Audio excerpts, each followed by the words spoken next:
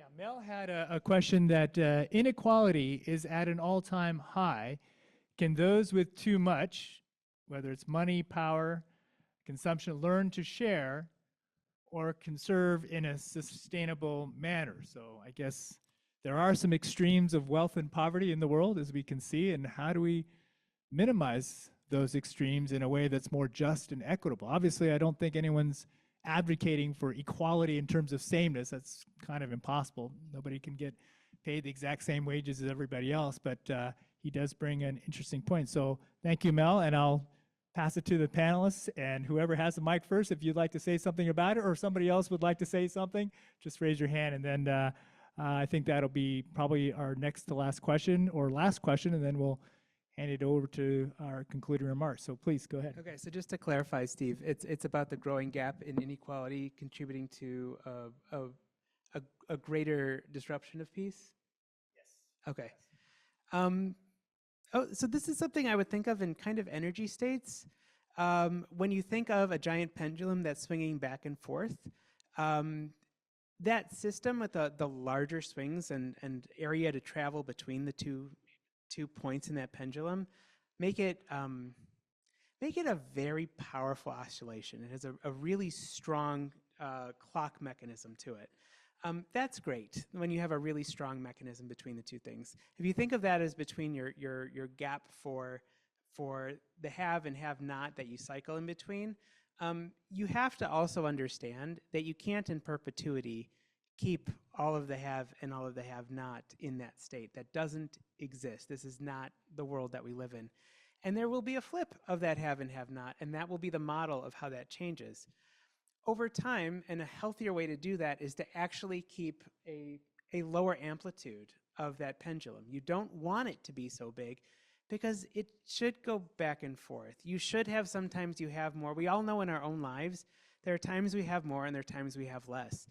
The more energy that goes into keeping those things separate, the more unstable that system is, and the more violent that will be when there's a change, is where I'm going with that. And so that growing gap in inequality is a liability for the ability to maintain something like a harmonic or a harmony, which is ultimately what we're trying to look at in an oscillation. We're just trying to look at what is a healthy, sustainable way for this energy to shift. I like that. Thank you for that. Yeah. I just wanted to draw our attention to one goal that I didn't speak about: peace, justice, and strong institutions. I mean, it was inferred from all our speakers before.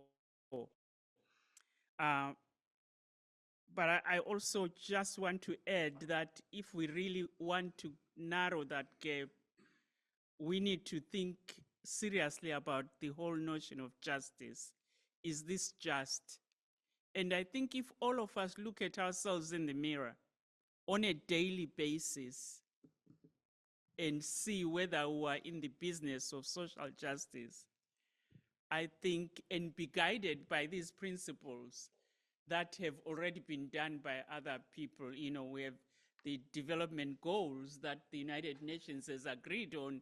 These took forever, but by 2030, we hope to have done some mileage along those lines. And I believe that if we think about justice, we have hope.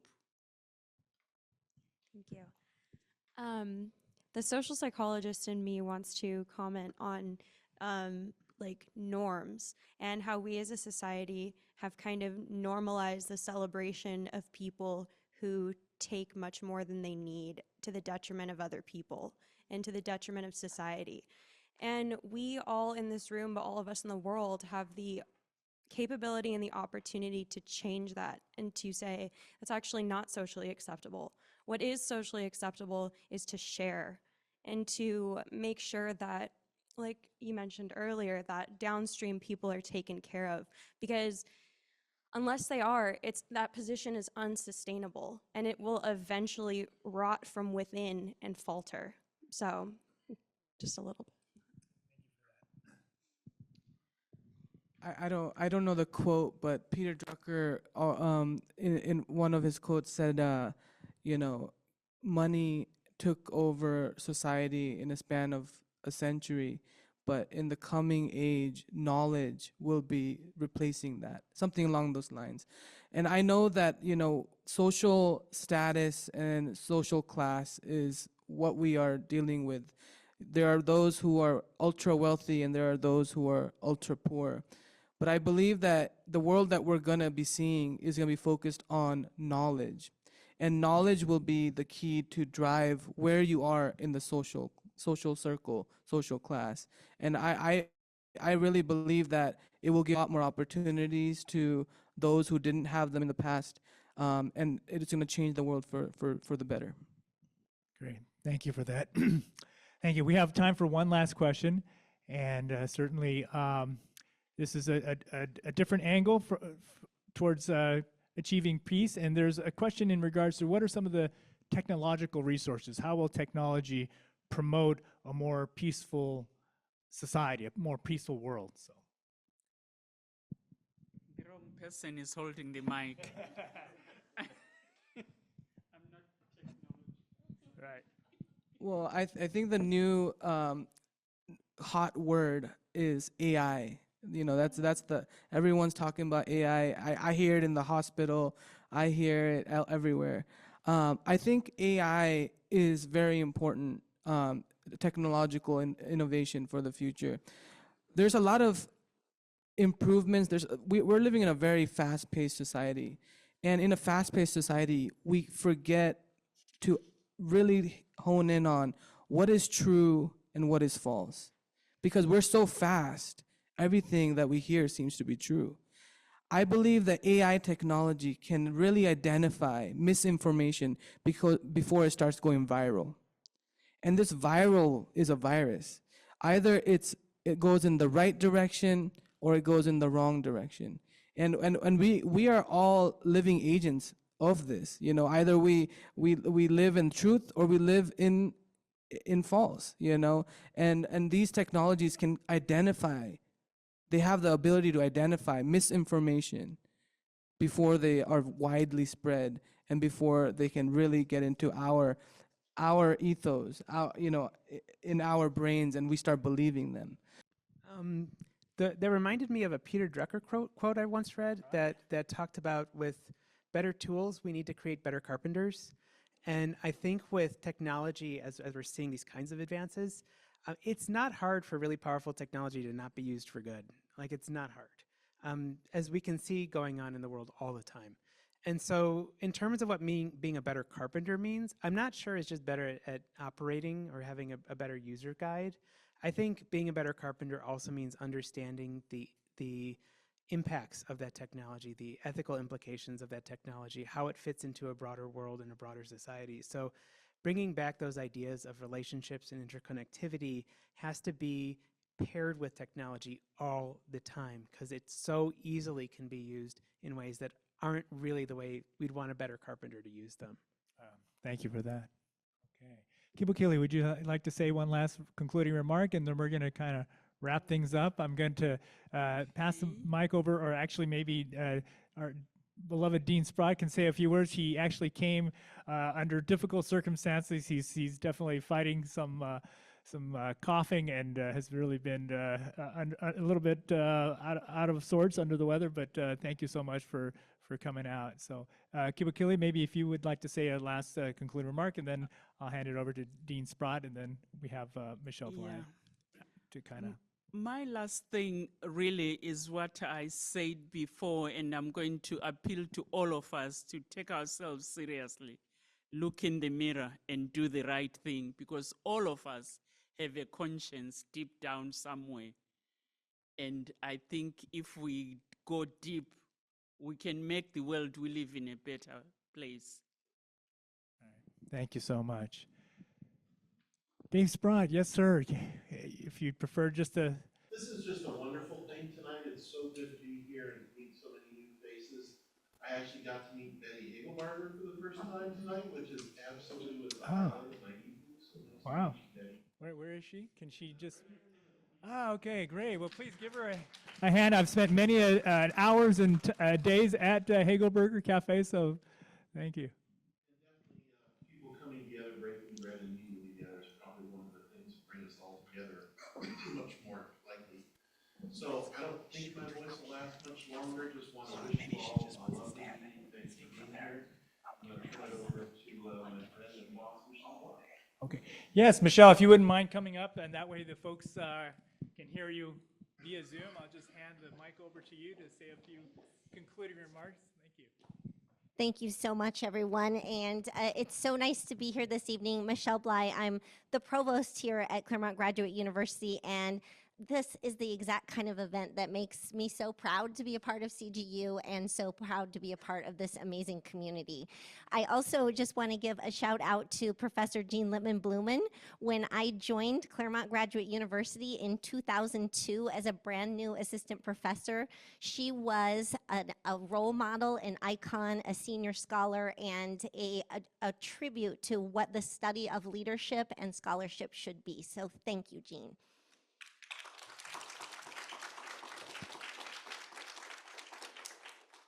So I just want to acknowledge that CGU is a special place, and it's special for a lot of what you've seen tonight. Our faculty legacy, those who are no longer with us, such as Peter Drucker, whose words live on so many different ways all over the globe.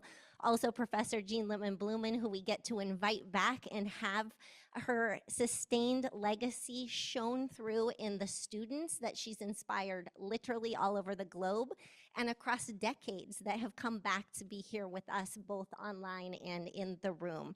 So thank you for that. I also thank Jean for her very amazing and inspiring peace plan, which I had the opportunity to reread in preparation for tonight. And I want to leave you all with what some of Jean's words are from that plan. She outlines the principles for peace, which I think we've covered a lot of tonight, but also a pragmatic call to action. And I want to end tonight with my call to action and our call to action together in this room. She charges many different institutions, but the one that I live in is universities and higher ed. And Jean outlines that our universities can and should have a peace studies curriculum that challenges and questions what peace is. That's not just, as Andy so nicely outlined, the absence of war, but that we have a curriculum that students can study. And also that we have a research agenda that focuses on everything from the political to the psychological to the impact of arts and humanities to the impact of transdisciplinarity on peace. And where better to do that than here at Claremont Graduate University, where we have one of the most amazing schools of management that, as Kunal mentioned, actually starts with talking about peace and the flame and multa lumina una lux, there, I'll get that out. That peace flame that we continue to spread and cherish is burning brightly here. And I challenge each and every one of you to continue as we journey forward on this peace journey together, to join us in that journey. If it's time, if it's resources, if it's scholarship, if it's connections, if it's a connection with Jean Littman-Blumen and her work, this is a great way to continue this legacy, and this is the right university to do it. So thank you all for being on this journey with us, and thank you to Steve for putting together this amazing event. And thanks, Dr. Littman-Blumen.